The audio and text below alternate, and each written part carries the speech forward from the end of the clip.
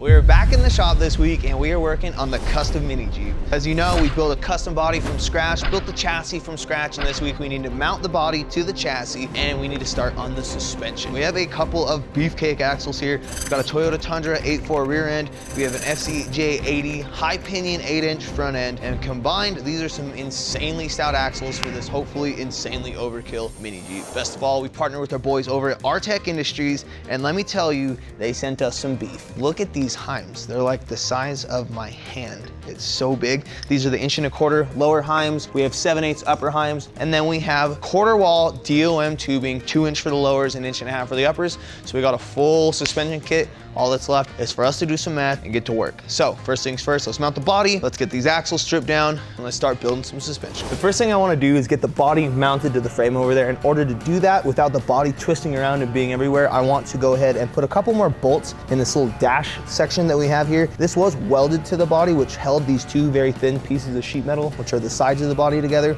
But now that we've cut it off and everything, it's just a little more loose. So we're gonna put a couple more bolts in here, bolt the hood on, and then we'll get it over there and start mocking it up.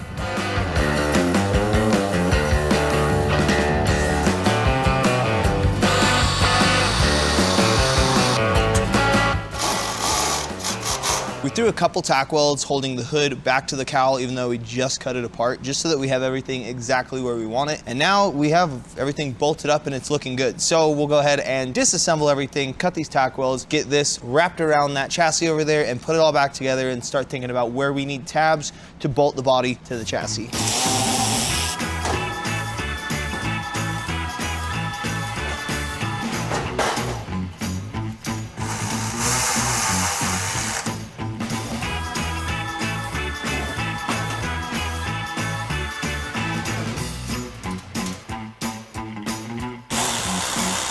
Now that we have the body set on here and the body is looking pretty good, we're gonna bolt the body to the chassis. And to do that, we're gonna have to make the points that we're gonna bolt it. Got this really long drill. So we're just gonna drill through this bottom flange that we have there into the 3/16 wall tubing. And then we will tap it with this tap right here, an M6. And we will just bolt one here, here, and there, and that should be plenty for the center. We'll then make a bunch of tabs, probably be 1, 2, 3 in the back to just bolt this in good, and then we'll do the same thing up the front, 3 or 4 tabs going up the front rail, and then the body itself will be well attached to the chassis, and we can start moving on to the next steps. Whoa. Once we have the main hole drilled, we're gonna drill this top hole just a little bigger so that the bolt can fit through it without issue, and our tap can fit through it without issue.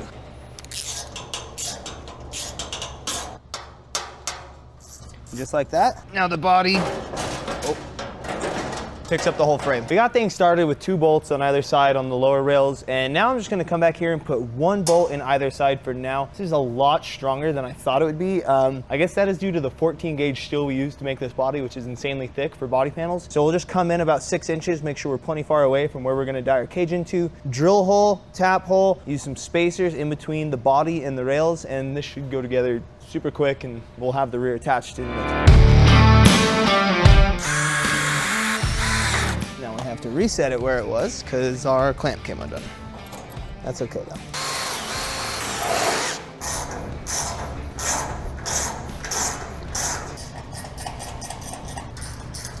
So now we have the back secured, we have the bottom secured. We'll do definitely one more somewhere in there, and now we can start working on the front clip. So we'll go ahead and get this hood taken off and see what we can make happen up front here.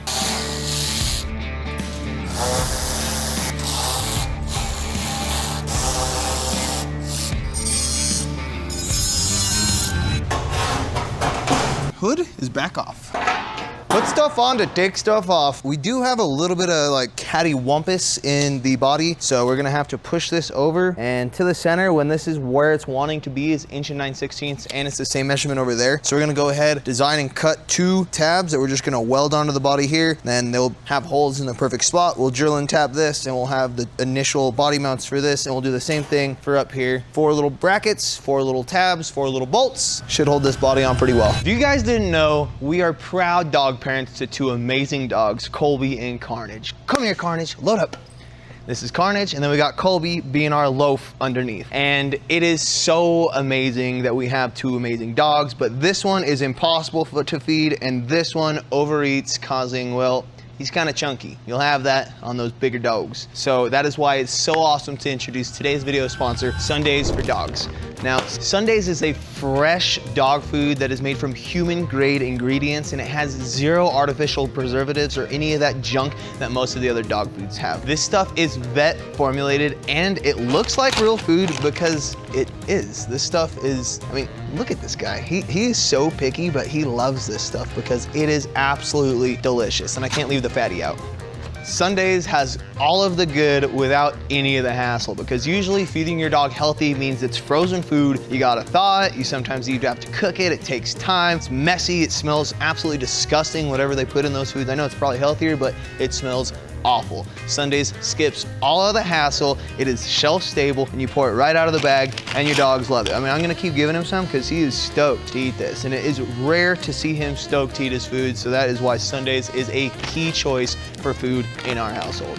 The best part about Sundays is it makes mealtime panic-free. This dog has actually caused us so much stress with his not wanting to eat that we've gotten in arguments ourselves. We've set our days off to just be bad, but Sundays has solved all of that because this dog absolutely loves it. Never a science experiment, it's never second guessing what we can do or what we should have done to get him to eat in the morning. He just eats it, and it makes mealtime so easy. There's no frozen bricks to thaw, there's no big mess. Just grab the bag, pour it into his bowl, and he goes to town. This stuff looks and smells fresh because it is. Unlike other foods, this stuff is actual real ingredients. Right here, ingredients: beef, beef heart, beef liver, beef bone, and the list goes on of just stuff that you can actually pronounce and that is good for your dog. Cranberries. There's cranberries in this thing. We're not putting that in there. That's crazy, actually. I was looking at it. Oh, you're so happy. You're so happy because you're gonna get some Sundays, huh?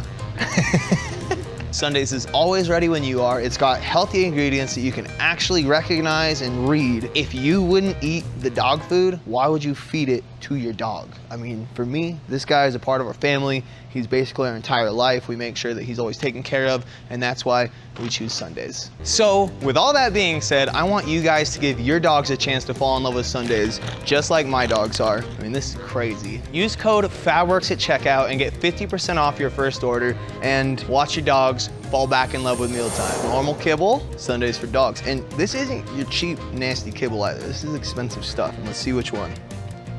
Nope, nope.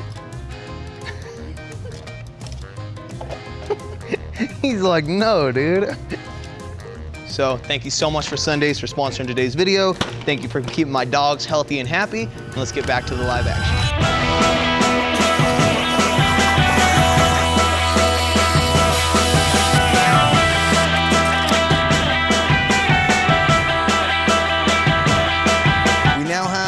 Of our little body mount tabs welded on, so we'll just center everything up, drill and tap the holes, and the front clip will also be attached. So pretty easy, pretty simple. We will end up adding a few more once we add all the other tubes that we'll need to add in and make sure that they're not in the way of anything, but for now this will definitely suffice, and we'll have a fully assembled unit. So we're just gonna have to tap this all in the same so that we do not have movement issues.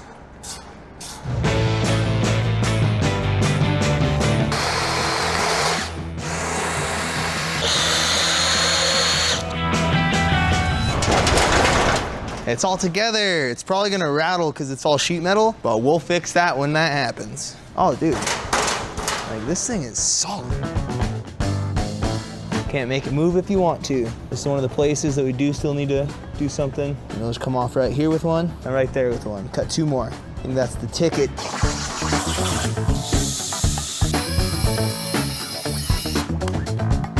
Got the goods. Last 2 brackets.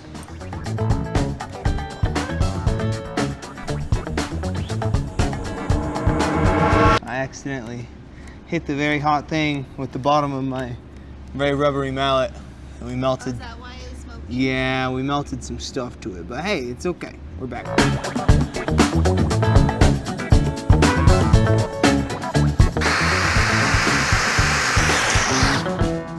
Those are probably not gonna last very long. Shee, we're all bolted in. The body is attached to the chassis. You can use any part of the body to lift up the chassis. Break my tools. This is like a 63-inch WMS, and it's like a 66-inch WMS, so that's the wheel mounting surface width. Pretty wide axles for Toyotas, and really wide axle for a little mini Jeep. So what we have to do is we need to strip this entire axle down, take the sway bar off, these old coil buckets off, the shock mounts, the trailing arms, everything needs to come off, same with the rear axle, get them prepped and ready for our 4-link kits. For the 4-link kits, as you guys saw, we have these super beef heims from Artec Industries. So we have all the heims, we have all the misalignment spacers, we have all the hardware for everything, and we have the tubes. So we have everything.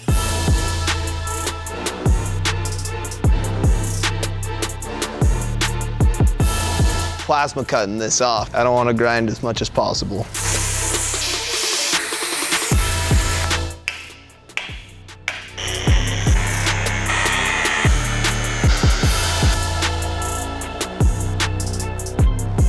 These plates right here are awful. They decided the Tundra was a big truck, so they made a big like gusset, you know, nice little crash pad for the leaf spring to mount onto. So it's not just on the thinner steel of the axle housing, and holy crap. So one down, one to go.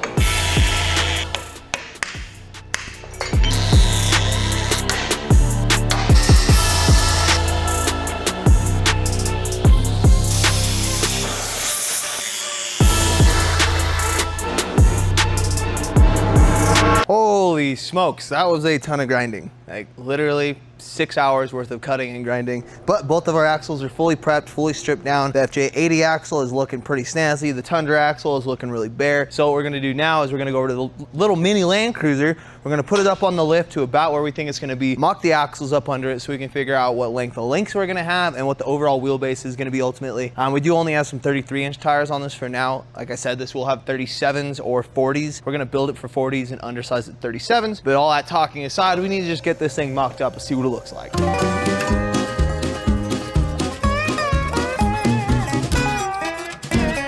Holy smokes.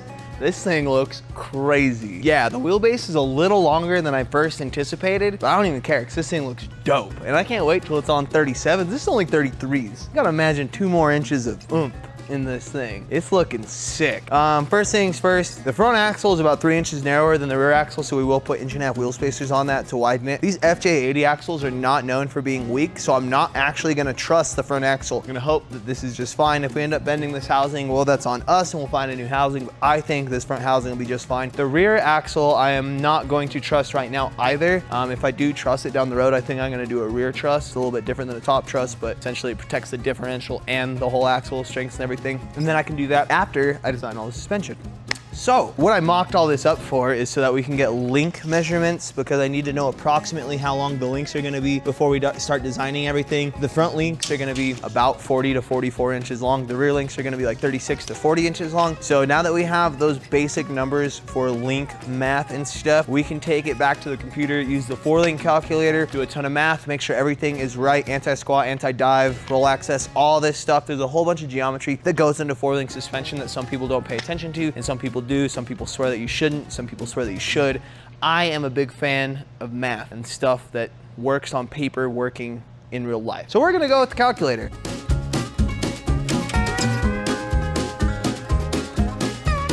So after much deliberation, a call to the owner of Bomber Fabrication, which is Randy Slauson, call to my buddy Colt from Colt Builds It, and a bunch of internal decision making. I think this is where we stand. Got all the math out. I'm not going to explain everything to you, but we were shooting for hopefully around 100% anti-squat.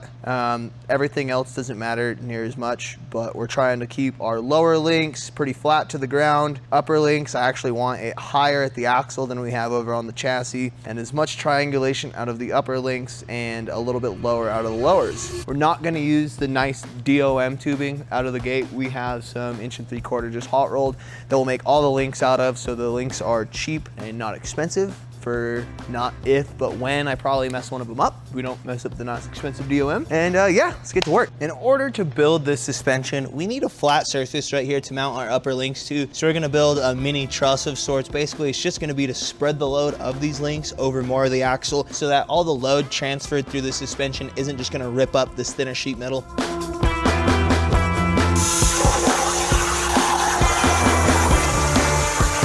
So because this is such a relatively small piece, I can't just bend these little flaps accurately. So we cut all these relief slits.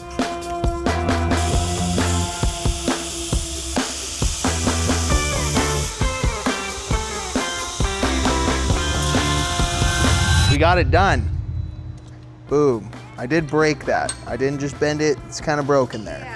We were hoping for a bend, but we got a break. But it's still there, so I can still weld it without having to hold it. This one will go a little slower, and hopefully this one doesn't break. All right, we got a little bit of a break, but it's okay. Ah, no. All right, we're still good.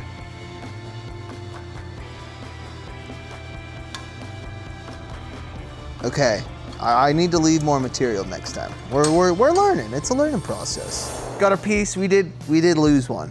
We lost one in the battle, the good battle of the bend. But, oh no! I'm an idiot. What did I do wrong? I don't know if you'd believe me if I told you that I messed this up 4 times. It's been a rough day, okay? But we're here, we got the proper one. It goes pow, just like that. It looks really good, really sassy. We'll center it up, which is just right there. And yeah, we've got to grind just a little bit of the paint off and we can start building links.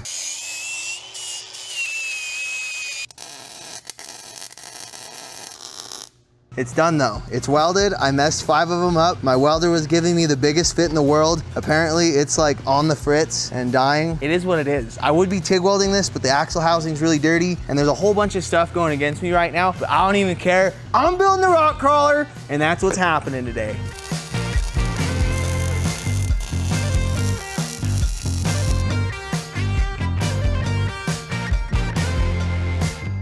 Got our big fat Artec links here and we're gonna put them, bam, something like that. So we're gonna go ahead and cut out all 4 brackets that we need here, put them on these angles that we have mapped out here, and get them welded on here and build some suspension. Look at these bolts. These are not going anywhere. Artec does not mess around, so get to work.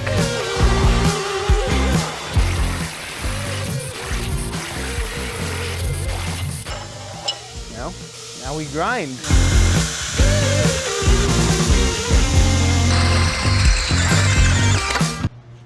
We're on the struggle bus today. We might be the captain of the struggle bus. All right, now that all the holes are drilled to 9/16, we'll go ahead and bolt a heim in there. Get to welding. It's time. The time is now. Now is the time.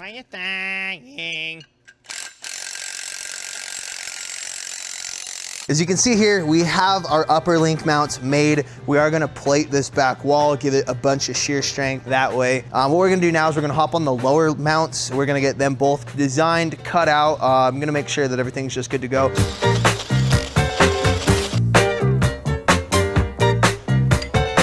Yep.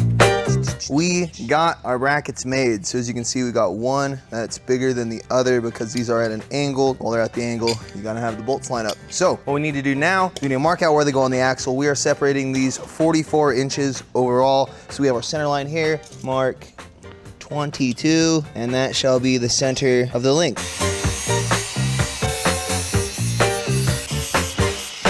We got our bracket bolted to our heim and stuff so it's properly spaced. All we gotta do is put it here, weld it on.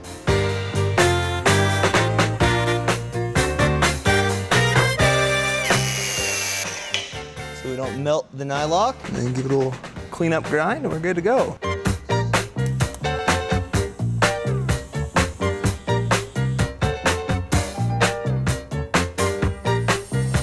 Oh my goodness, I'm a doofus and I didn't measure. Hopefully the upper and lower link separation is adequate. If not, I will be measuring or cutting. 15 3/4, 23 1/4. All right, so in the calculator situation, I got all my numbers. We're good.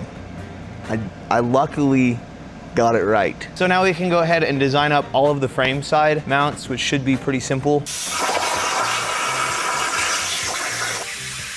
All right, let's see if these upper link mounts work. Gonna clean them up just a little bit, drill the holes to the proper size, and we'll go check them out on the chassis.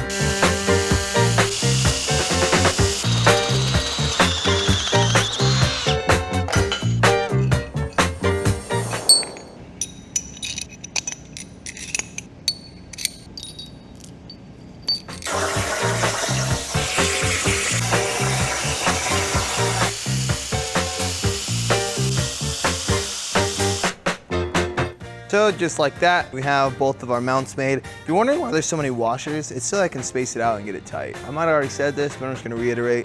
I'm not an idiot, I just look like an idiot. We're not using the nylocks. So now all we have to do, come over here to the frame, pow, pow, something like that, a little angle down, and we'll be good to go, and the upper mounts will be finished. Get these welded on, and we can start working on the lower mounts.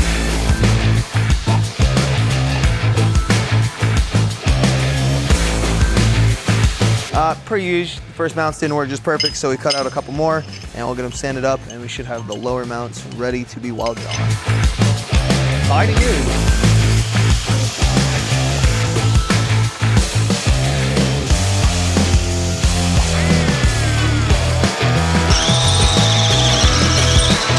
We did it.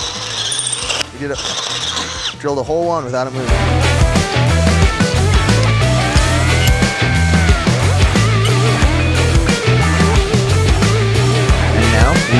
So I built my mounts, and unfortunately when you put a big old beefy Artec 1.25" heim in this mount, it kind of looks like the mount came from Temu. So we went ahead, remade a couple mounts, and now we've got some big old beefy, bam. See, that looks, it's still like honestly looking a little bit small, but it's a lot more appropriately sized for this big old link, and it gives us more of an area to gusset to. I could have made these out of quarter, should have made these out of quarter, but they're out of 3/16, so we're here now.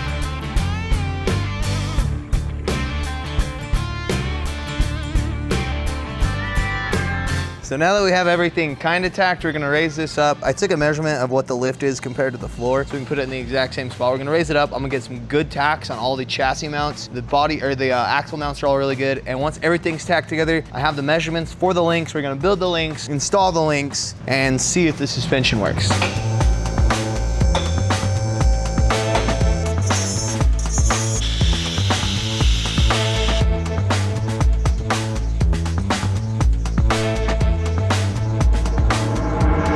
We now have all these mounts tacked, so we'll go over to the table, start building the links, and we'll get this rear axle attached. And I think, yep, looks like it. Our buddy Colt is here. Dang, what's up, Colt? I thought I heard a little Coleman out there. It was ripping. It sounds like it's ripping, dude. Doing wheelies. How are you doing? Are you gonna come give me the sign of approval on my links?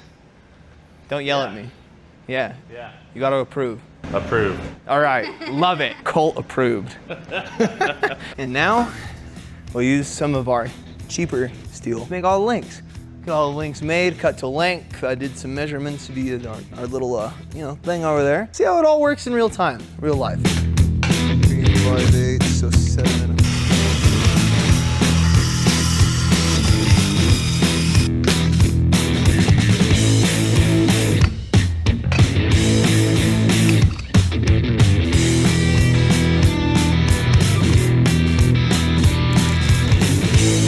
All right, so after a trip to the welding store, messing a whole bunch of stuff up, all sorts of drama and delays in my life today, we now have the links done.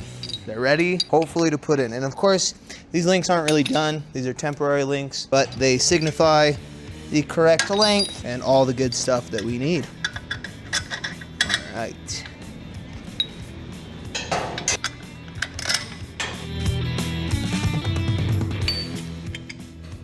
It's kind of crazy these aren't even ultimately the size of the links. They're gonna be bigger than this. I mean, they're already looking so stout. Boom, we have a freaking suspension that does things. Oh my goodness, I feel like I've got my butt kicked all week, but we are here. Let's see what happens when it cycles. I don't want to put too much leverage on it because we definitely need more welds, but it does look as though it's cycling pretty well. All the struggle is now worth it. I was pretty upset today, but this is very cool. All right.